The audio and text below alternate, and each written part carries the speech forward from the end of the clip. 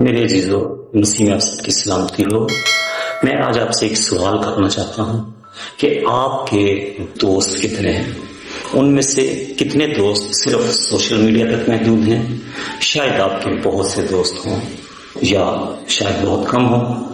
سچے دوست وہ ہوتے ہیں جو ہمیں سب سے زیادہ جانتے ہیں، جن پر ہم بھروسہ کر سکتے ہیں اور جو زندگی کے ہر موڑ پر ہمارے مددگار ثابت ہوں۔ 5 سیکنڈ میں آپ اپنے 5 قریب ترین دوستوں کے نام اپنے دماغ میں سوچیں۔ کیا خدا بھی ان میں شامل ہے؟ کیونکہ خدا شامل ہونا چاہتا ہے۔ انسان کے ساتھ دوستی کرنا خدا کا ازلی منصوبہ تھا، بلکہ منصوبہ ہی نہیں، وہ آج کے دن تک اس کے دل کی خواہش بھی ہے۔ آپ کو خدا کا دوست بننے کے لیے ہی پیدا کیا گیا تھا۔ ذرا ایک ایسے دوست کا تصور کیجئے جو ہمیشہ دکھ اور مصیبت کے وقت آپ کے آنسو پونچھتا ہو، آپ کی ہر خطا کو کھلے دل سے معاف کرتا ہو، آپ کے ساتھ بیٹھنے اور بات کرنے میں خوشی محسوس کرتا ہے، آپ کو درست راہ کا امتیاز کرنے میں مدد دیتا اور گمراہ ہونے سے بچاتا ہے، برے حالات سے نکلنے میں آپ کی مدد کرتا ہے۔ خدا کی یہی تمنا ہے کہ وہ آپ کا ایک ایسا فیاض دوست بنے، لیکن وہ بڑے تحمل کے ساتھ اس بات کا انتظار کرتا ہے کہ آپ کے دل میں بھی یہی آرزو بیدار ہو۔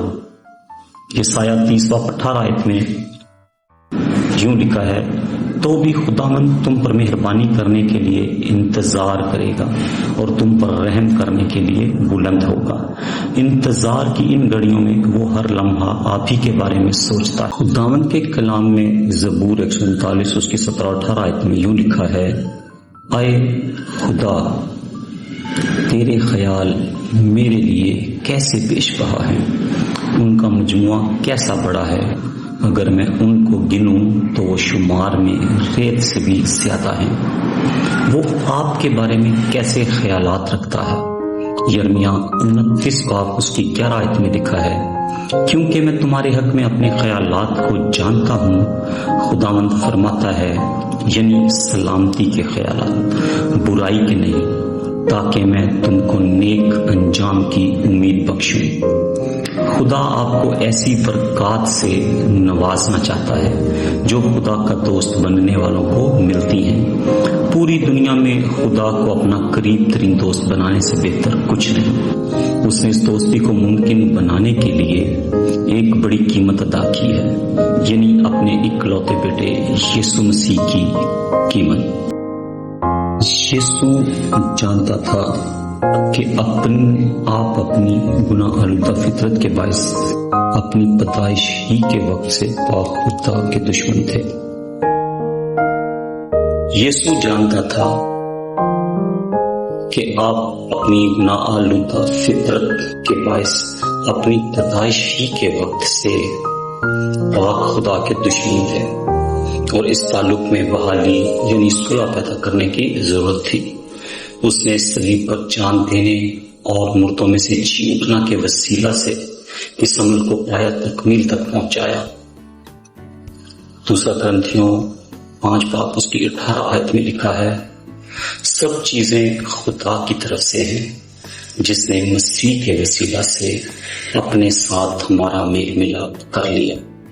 اور یوحنا 15 باب اس کی 13 آیت میں بھی یسوع مسیح نے اپنی موت کے سبب سے اپنی محبت کا حتمی ثبوت دیا۔ وہاں لکھا ہے، اس سے زیادہ محبت کوئی شخص نہیں کرتا کہ اپنی جان اپنے دوستوں کے لیے دے دے۔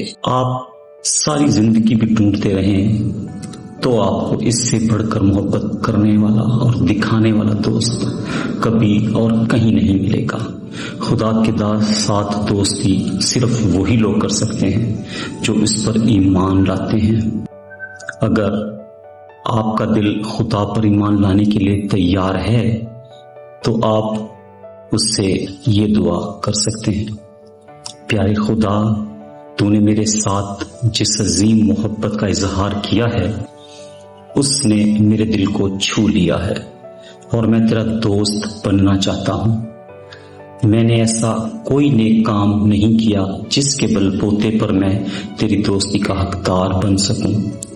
میں جانتا ہوں کہ اپنی گناہ کی وجہ سے میں تیرا دشمن کہلانے کے لائق ہوں۔ اے یسوع، تیرا شکر ہو کہ تو نے مجھ سے ایسی محبت رکھی اور اپنی زندگی کا بیش قیمت تحفہ مجھے دیا۔ میں اقرار کرتا ہوں کہ میں ایک گنہگار ہوں اور تیری معافی کا طلبگار ہوں۔ میں آج ہی تجھ پر ایمان لاتا ہوں کہ تو ہی نے میرے گناہ کی قیمت ادا کی۔ مجھے معاف کر اور اپنے ساتھ میرا تعلق بحال کر۔ مجھے اپنا دوست بنا اور میرے دل میں آ۔ پیارے خدا، تیرا شکر ہو۔ اگر آپ کا دل خدا پر ایمان لانے کے لیے ابھی تیار نہیں تو کون سی چیز آپ کو روک رہی ہے؟ ایک دن ہم سب کو اسی خدا کے سامنے دشمنوں یا دوستوں کی صف میں کھڑے ہونا ہے۔ خدا کے ساتھ دائمی محبت اور آسمانی نعمتوں کا تحفہ خدا کے ساتھ دوستی کا ہاتھ بڑھانے کے لیے تیار رکھا ہے۔ آپ کا فیصلہ ہی آپ کی ابدیت کا تعین کرے گا۔ اس کلام کے وسیلہ سے آپ کو اور مجھے برکت بخشے۔ آمین۔